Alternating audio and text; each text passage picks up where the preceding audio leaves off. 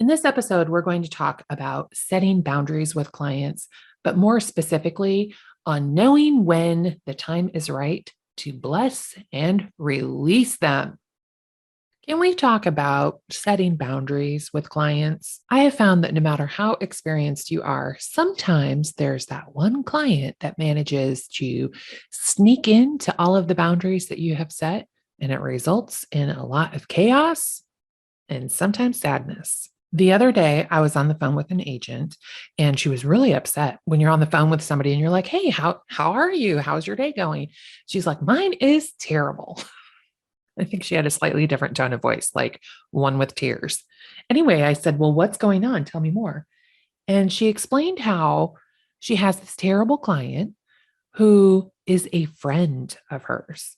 So, this friend, she had helped them. What was the deal? I think she had helped them purchase a house and the transaction had been hard. That happens. We've all been there. Well, so now she's trying to help them get their current house ready for sale. She's so kind and generous that she volunteered to go to her friend's house and help them pack and clean and get ready to list the house for sale. And I say that's kind and generous because I would never do that. That's just my personal philosophy, preference. To each their own. But in this particular case, she started getting abused by her friend. So her friend like turned into this giant jerk and is like abusing her. And I don't know the details of what had happened, but she felt taken advantage of. She had gone above and beyond the call of duty and had actually gone to her house, done physical labor, trying to get things ready and to help them out. And it was a really good, it was a quite a decent price point. So, you know, you really don't want to mess those listing opportunities up. But also, something to think about here is not all money is good money. If you haven't even listed the house for sale and your client, whether they're a friend or not, if they are making you cry, it's time to set a new boundary. And it's okay to tell them that perhaps you're not the agent for them. I mean, really, what you're saying is, "Hey, I love myself more than to put up with this crap for 60 days or more while we have your house up for sale." Every situation is different. So it's entirely possible that there's a learning opportunity. Like, what are they actually upset about? Is it possible that they're right and you messed something up? So it's a good idea to objectively review the situation and make sure that you're not missing a growth opportunity. Once you determined that, in fact, nothing that they're being upset is not your fault, it's okay to release them. Bless and release. So, my advice to this gal after figuring out that, in fact, it wasn't anything that she had done, this friend of hers had just sort of turned into a terrible nightmare of a person. Well, okay, now you have to protect yourself. Do you really want to deal with this for 60 days? This person is telling you who they are. You have to believe them. So when they tell you who they are, you have a choice. You can continue working with them and you can cry every day because they're a dick, or you can accept them for who they are and not let it get to you and continue working with them and hope you don't cry every day. You know, there's definitely a growth opportunity in being able to deal with difficult people. Or you can say, "Hey, this isn't for me. We're not going to work well together. You should find someone else." Now there's ways to say it that don't make you look like a jerk. Because you probably don't want to have a conversation with somebody and be like, "Well, I decided I think you're an asshole. So yeah, we're not going to work together. Sorry, bye-bye." Because that could result in bad reviews. Plus, this friendship that she's dealing with is already on the rocks. Like, she doesn't think she can even be friends with this person anymore. In this case, maybe there's a referral opportunity. So if there's an agent in your office that is perhaps a experienced agent. In this case, it was a woman client with a woman realtor. Well, maybe a man would handle it differently, or maybe that interaction. And I don't say that to be like sexist sounding, but sometimes people behave differently with different sexes. So maybe that would be a better mix for the two to get along and have a profitable arrangement. Maybe a different personality type. So somebody who is perhaps more of a type A, high D, and I don't necessarily know the personality type of the person that had this problem, but somebody who's not going to take crap from anybody and will tell you like it is. Maybe that would be a better fit for this particular person. So you could find that person in your office and offer them a 25% referral. Well, ask for a 25% referral if you connect them with this client. So then you go back to the client and say, hey, I understand that you're upset about XYZ. And if you don't know what it is, you don't have to name what they're upset about.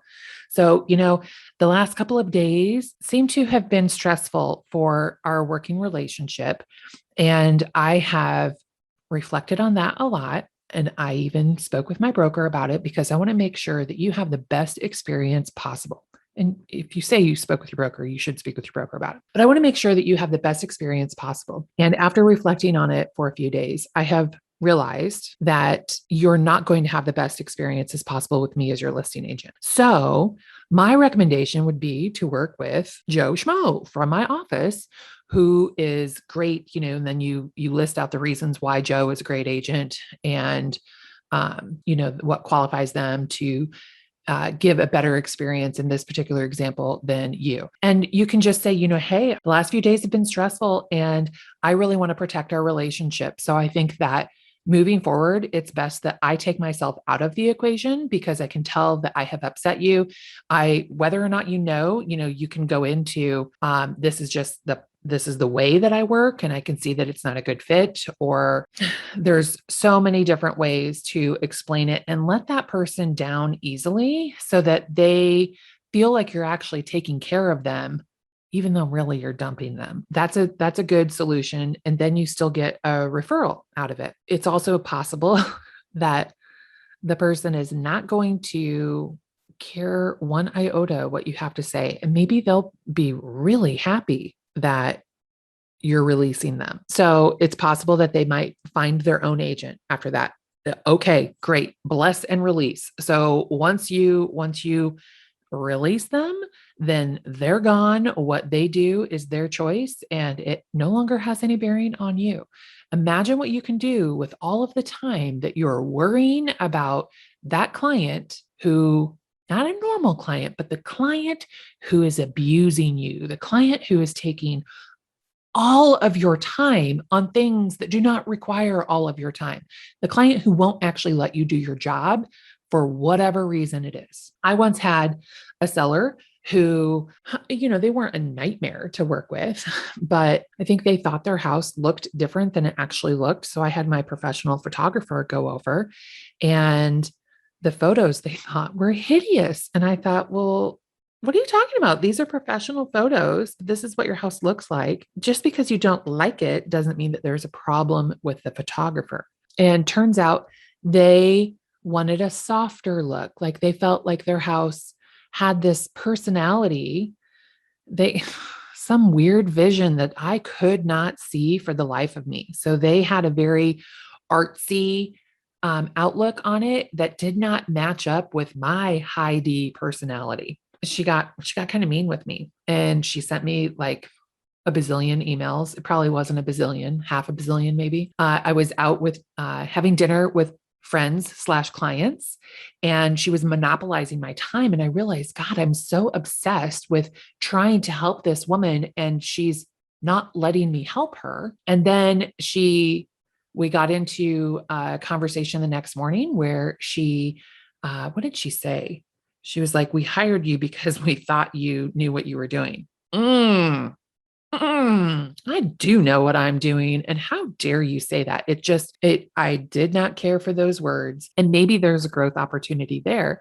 But I actually asked her in that moment, I gave her the option. We can continue down this road that we're going down, or would it be better for you if I canceled the contract and you went and found a new realtor? Actually, what I ended up doing is I connected her with a local flat fee agent that I've worked with, who's a good agent. There's nothing wrong with the service that they provide. It just happens to be a different business model than mine. When I went to pick up my sign and my lockbox, she was so grateful. She gave me a hug and thanked me for releasing them. It was the craziest thing.